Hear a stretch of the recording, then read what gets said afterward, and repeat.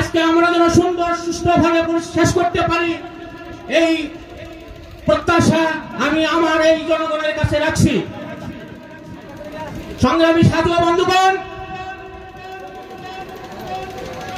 যে ব্যক্তির নামে এই টুর্নামেন্ট, তিনি আমাদের পশ্চিম এলাকার কৃতি সন্তান, বৃহত্তর ময়মনসিংহের অহংকার,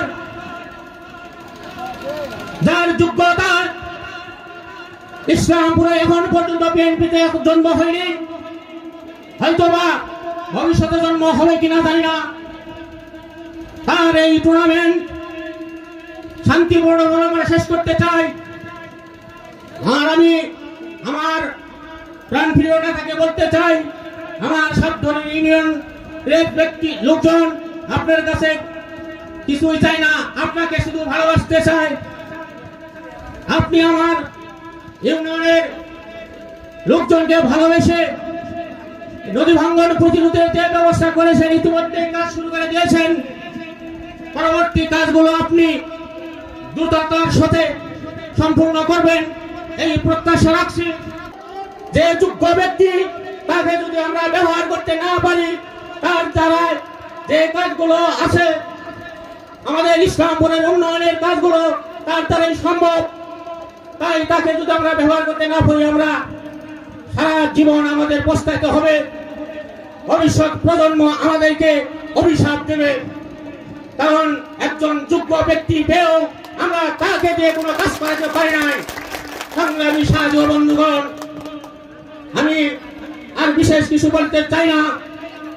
আমার নেতা আপনাদের সম্মুখে গুরুত্বপূর্ণ বক্তব্য রাখবেন, তার বক্তব্যগুলো আপনারা শ্রবণ করবেন এবং বাড়িতে যে ঘুমার সময় আপনারা চিন্তা ভাবনা করবেন কোন সেই ব্যক্তি, তার কথাগুলো আপনারা হৃদয়ে ধারণ করবেন। সংগ্রামী সাথী ও বন্ধুগণ, আমার নেতা এখানে আছেন বিপুল ভাই, জনেল ভাই, সাংগঠনিক ব্যক্তিত্ব। আমি তাদের দুজনকে আমি অনুরোধ করব, আপনি এই ইসলামপুরের বিএনপিকে আরো সুসংগঠিত করুন। আমাদের মধ্যে কিছু বিভেদ সৃষ্টি হয়েছে, সেটা আপনারা দুজনের নিষ্পত্তি করবেন, যাতে আমাদের মধ্যে কোনো বিভেদ না থাকে। আমাদের সাবধানী ইউনিয়নের কোন গ্রুপ নেই, আমরা সবাই হালিম ভাই।